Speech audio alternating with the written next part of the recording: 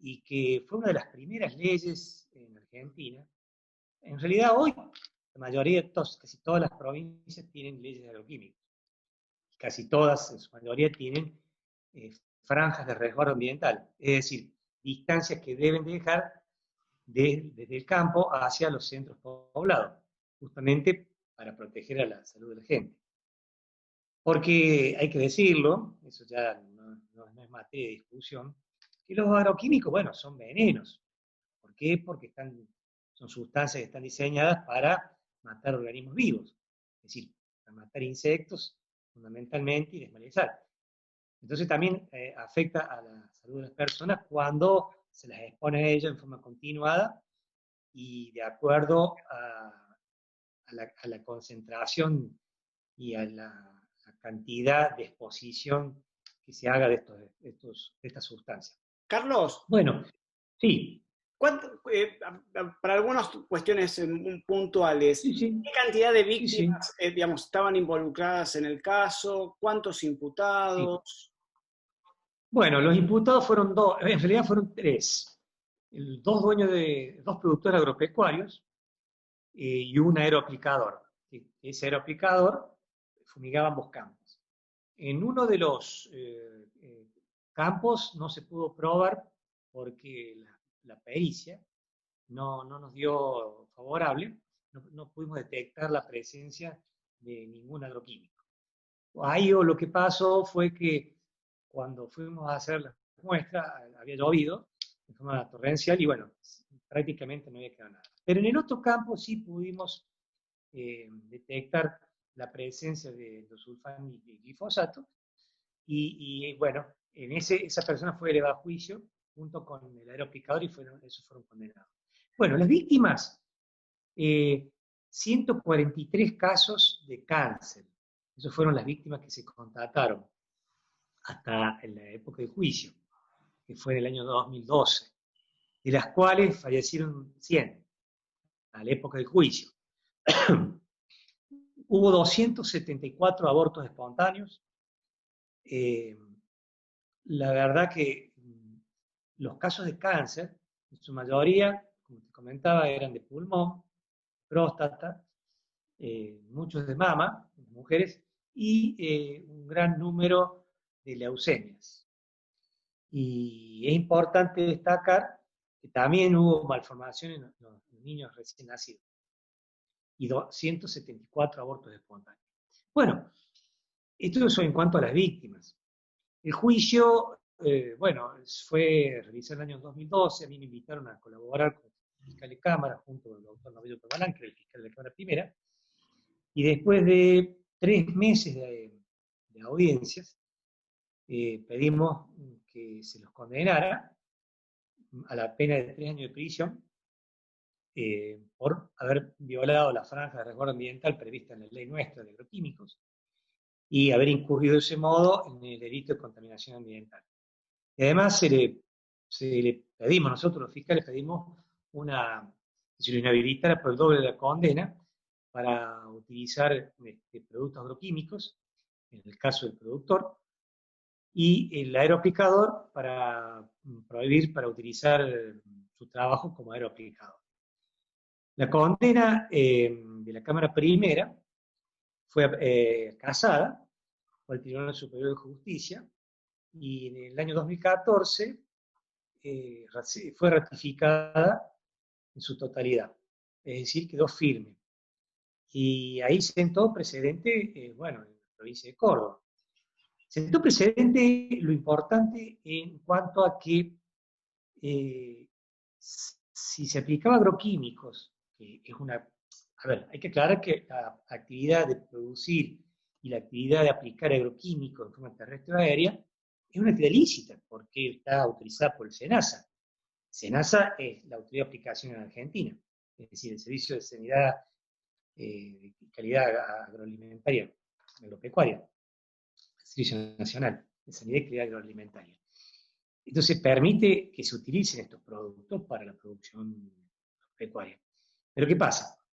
Están las leyes provinciales de cada provincia que ponen un límite, un equilibrio en esa utilización de estos productos, porque son peligrosos. ¿Y qué pasó? Bueno, esta sentencia del Tribunal Superior de Justicia, el máximo órgano provincial en Córdoba, fue también recurrida, se interpuso un recurso extraordinario ante la Corte Suprema de Justicia de la Nación, la cual, si bien no entró al fondo de la cuestión, pero rechazó in limine el recurso extraordinario interpuesto, quedando firme la condena de la provincia de Córdoba en esta materia. Y acá quiero aclarar un temita que es muy importante.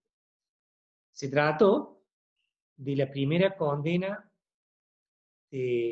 por contaminación ambiental prevista en esta ley argentina de residuos peligrosos 24051, fue la primera en Argentina y la primera en Latinoamérica.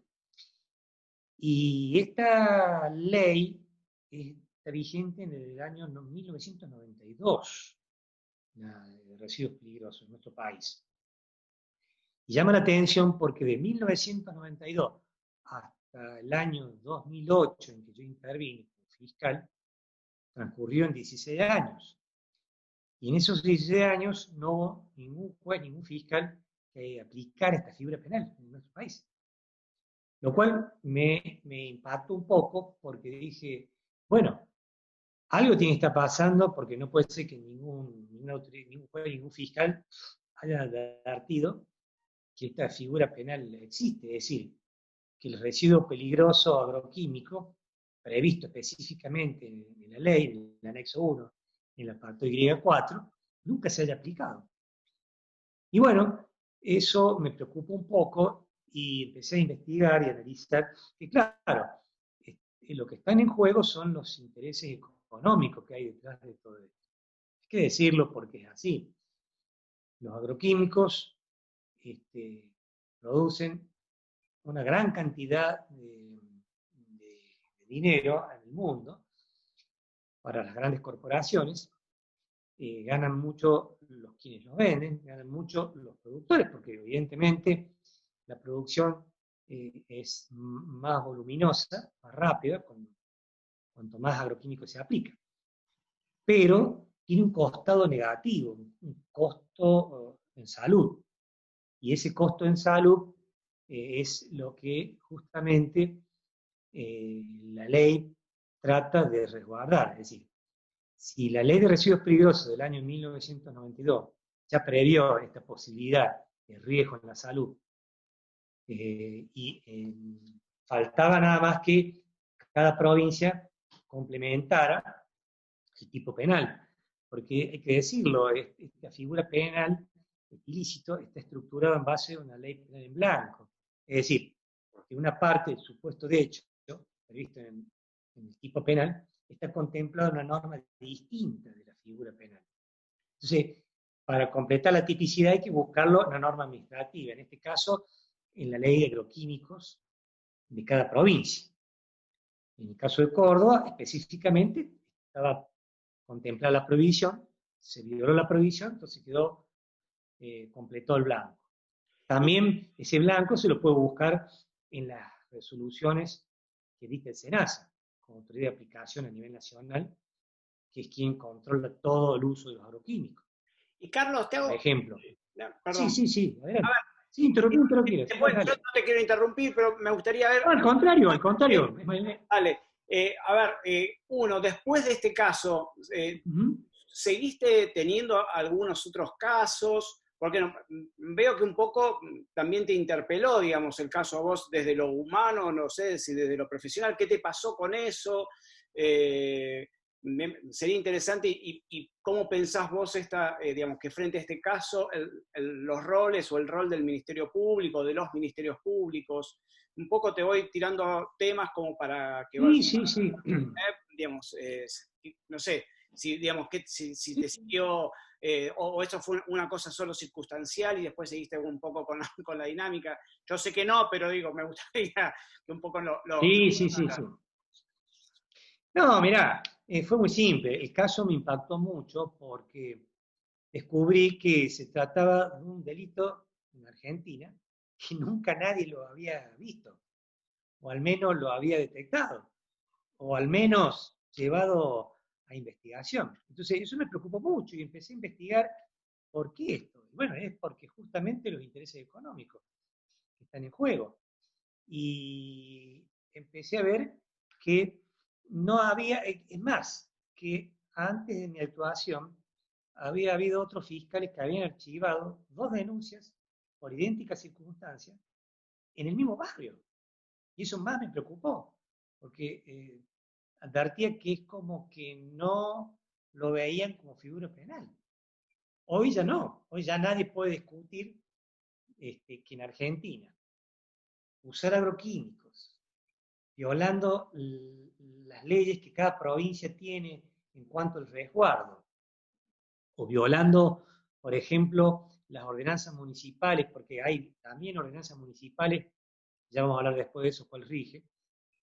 En las provincias hay la ley provincial de agroquímicos, pero también en cada municipio hay algunos que tienen sus propias leyes, reglamentos, ordenanzas municipales que limitan aún más la prohibición. Lo cual trae un problema porque en algunas localidades, algunas ciudades del interior, es permisivo utilizar agroquímicos y no incurre en el delito, y en otras comunidades, en otras localidades sí. Y en otros municipios se legisla con mayor protección que la propia ley provincial. Entonces hay un caos administrativo porque los fiscales no saben qué ley aplicar. Pero en realidad la situación es muy simple. La ley que está vigente es la ley provincial, en el caso de Córdoba, la ley de agroquímicos. Y si hay alguna ordenanza municipal, se aplica siempre y cuando sea más protectiva que la ley provincial. De lo contrario, sí o sí se aplica la ley provincial. Y en las provincias, en las distintas provincias argentinas, pasa lo mismo. El problema es que hay provincias más protectivas, mayor protección de la salud pública, y otras con menos. Por ejemplo, Buenos Aires diría que un poco más, tiene más protección porque tiene 3.000 metros, 2.000 metros de protección para fumigaciones aéreas terrestres. En cambio, en Córdoba tiene 1.500 metros para fumigaciones aéreas. Santa Fe tiene, Entre Ríos, por ejemplo, tiene 3.000 metros. Y, por ejemplo, Misiones tiene prohibición aérea de fumigar con agroquímicos. Misiones es la única provincia argentina que está prohibido fumigar con agroquímicos en forma aérea. Entonces, como vos verás, hay una dispersión de normas, lo cual amerita que deba existir a nivel nacional una única ley de agroquímicos a nivel nacional que reglamente una prohibición uniforme para todo el país.